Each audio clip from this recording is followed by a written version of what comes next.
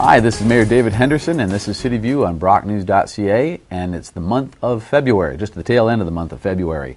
So we've got a couple of interesting things going on, and one is I am getting a lot of push to get rid of this beard. It is my little French beard, but I'm getting pushed to get rid of it. I don't know why. It takes longer to shave it like this than a real beard. That's the important note of the day. But going on to serious business, what are we dealing with at City Council? Well, a couple of big issues that just went through, and big in the sense that they were controversial and got a lot of crowd out to City Council meetings. First off was the Tall Ships Landing signage on the top of the 20-story building. Amazing how this story boiled down into a repeat argument of the old story of I like tall buildings or I don't like tall buildings. It's unfortunate, but the reality is that that argument is going to keep resurfacing because people don't give up on hardcore arguments. So anytime any issue comes up about it, that's what it boils down to. And that's unfortunate because there will be, it's a big, complicated project that the city is heavily involved in, and it's in a complicated spot. I guarantee you that many more issues will come to the City Council table, and they don't or can't all be boiled down into a tall building or not tall building argument. They've got to be dealt with on the merits of the discussion of the point that's being discussed. On the other side of the table is it's unfortunate that the builder of the building also tends to frame the argument as in all or nothing arguments. It's either you do what I ask or I'm walking away. And that element came out in this discussion again. So on his side of this discussion, that can't keep happening because at different arguments, every issue's got to be discussed on its merits on the point of discussion. It's not an all or nothing, and it's not a tall building or not a tall building discussion. That's got to happen. The good thing is that when the discussion hit the floor, it was talked about on the merits of the question itself. And on a personal note, I noted at the end of the meeting that I walked down King Street. The objection to the signage on the top of the roof of the tall building was that it was not in the heritage interest of the downtown. And yet if you walk on King Street, as I did that single day, you look up at the best kept heritage buildings on King Street, and at the top, over the rooftop of the building, there are signs, and they say the name of the building. And it says the year off, and it'll say the Cosset building or the Harding building. You can't get more heritage than that. So that was a good decision, good discussion, boiling down into the wrong types of discussions underneath it. That's got to stop. All right, next issue. Also a controversial one, brought a lot of people out, big crowd. It's a neighborhood type issue, and it was the question of allowing Fulford Academy to put students into a house in a residential neighborhood adjoining their Fulford Academy property. Well, this was interesting because on the one hand, the Fulford Academy is easily one of the poster childs of success as far as an entrepreneurial business dealing with exactly what we want to deal with. They bring a lot of students from all over the world into Brockville. They bring a lot of finances into Brockville. It's a creative society, knowledge-based society type of industry. It's educational. It shows off our city to people from around the world, and it attracts investors. It does all of the things that we said we want to do when we transition from an industrial society to a knowledge-based society of the future.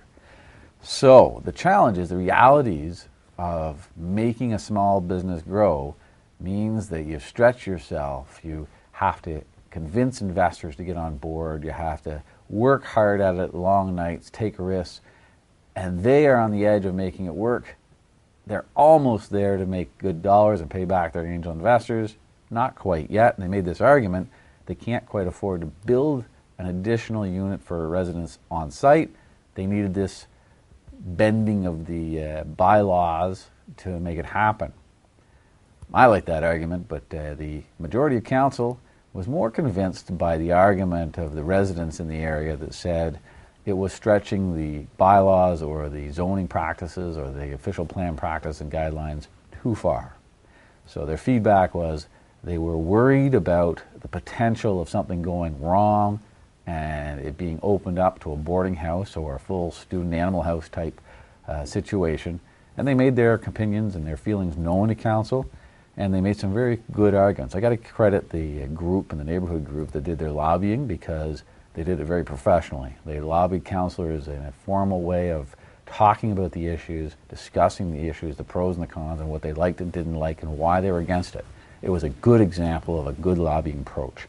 And the council listened to them, and the proposition was turned down. It's unfortunate for Fulford Academy, but it was a good process and it was appropriate, and the residents made a good argument. So kudos to the residents, and I hope it works out for Fulford Academy. Okay, last controversial issue of the moment: pay hikes, pay scales for city councilors and mayors. So one of the big issues that hit the news was the fact that in 2010, the mayor's wages for the city of Brockville took a bump up of almost 13%. So this was done in 2010 at the start, and in the end of year report, the local newspaper reported on the difference from the year before. And this is in the context that almost a week or 2 weeks before it was reported out in front of Leeds, they had a substantial bump out there too. So the questions came up is, we've had the challenge of the question of how did this policy work, what does it do, why is it there? So for your information, what happens is the city has a policy that says this, that we will have an annual cost of living increase between 1.5% and 2.5%, matching the Consumer Price Index in Ontario.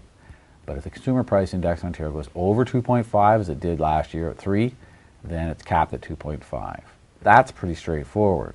But it also says that every 2 years, the city will go out and do a survey of comparable roles, and that when that survey comes in, the role in the city, for whatever the job is, will be matched against the 50th percentile, the halfway mark of other comparable places. And we'll move ours up to the 50th percentile. Not to the top, not to the bottom, 50th percentile. We use this same policy for all management, non-union, and CUPE had agreed to the same policy on their last contract. So the majority of the city is governed on that same policy, and for the most part it works quite well. It's designed to make sure that specific skill roles are competitively priced so that we don't lose staff and have to go through a full rehiring, retraining, negotiating process. It's a proactive approach. This policy is under review at the city. It was already going to be under review, and obviously when this question came up, it was put under the microscope quicker. So the challenge is when we look at the policy, we look at the alternatives, and is there better ways to do it? Policy was actually put in place back in 2005, 2006, just before before my term in office. And when it's come up before, and it was in question of different staff roles or on council members, for example, I have always argued that it was a good policy in place. And at those times, it did not affect my wage. I argued that it was a good policy to make sure that we were keeping competitive. And that as a policy, it took it out of the hands of councillors, so we didn't go through a grandstanding or public process of saying freeze the raises, reduce the wages, that type of thing. In this instance, it affected me directly. And I'm still of the opinion that if council decides to change that policy, then we change the policy. If council doesn't decide to change the policy, then it stays in place. We'll negotiate, we'll argue the merits, pro and con of that, and we'll go forward and see what it does. But a couple of key points that come out about it is that we compare to comparable sized municipalities. When those municipalities of recent, number of them, have started to suggest that the mayor's role is not a part-time role, but it's really a full-time role, they've adjusted the wages accordingly, moved the rates up into the 60,000 range, and said it's a full-time job. Well, we took those off our comparable list. We said, well, that would be too big a jump, take it off. Okay. We don't compare to the local municipalities and the townships in Leeds and Grenville. Normally, the policy doesn't compare to the local municipalities because they're not similar type roles, because urban municipality, the roles are more significant and involved. So that's why we compare to other urban municipalities across Ontario, similar size.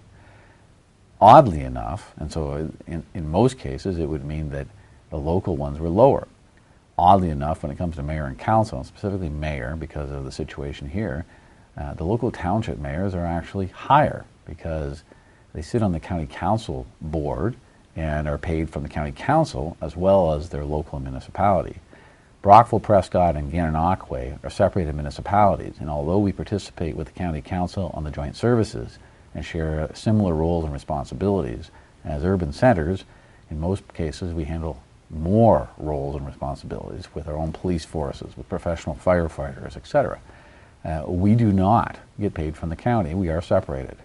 So, oddly enough, the local township mayors are, for the most part, paid more than the city mayors. So these are oddities that are in that system. And I guess the key thing comes back to 30, 40 years ago, yes, you might have had a mayoral and council system that was basically a board of directors, and pay was a very last thought on the minds of anybody. You used to have, if you had a large industrialist in the area, they would sit on city council, put in their regular meetings and make decisions. Well, the system is not the same as that anymore, and largely because the public didn't want that anymore. The public wanted local representation. Steve Clark locally was probably one of the first mayors that broke that old mold when he broke the old boys club. The challenge, though, is that although we don't go into local politics for the money, once you're there, you need to put bread on the table. And although some council members are in a position where that's not an important aspect, that's not the case with most mayors and council members across Ontario. Most of them still need to put bread on the table, and the question is, what is a fair pay? That's a good discussion to have. Most of the times when it's been had, in the past in Brockville, we put a citizens committee together to analyze it, discuss it, and come up with suggestions. And that's how we got the policy that we have now. Maybe it's time to do that again. Maybe it's time just to have a discussion at council. Even Councillor McFall, who's adamant that the policy shouldn't have been implemented the way it was, agrees that council members and mayors should get paid. So the question is, how much? Council members take time off from work, they don't get paid, or it costs them money from their company when they're at multiple council meetings. They don't do it to line their pockets. They do it for the love of the city. They do it because they want to make a difference. And they do need some help when they're doing it from compensation because it's costing them. Mayors are the same way. The only difference is that the rules and the requirements or expectations on a mayor, especially on an urban city like Brockville, means that it's basically a full-time job and you don't have the opportunity to do an alternative full-time job. And you do give up a lot of money to a lot of opportunity to be a mayor, and I do that because, like the other mayors, I want to make a difference.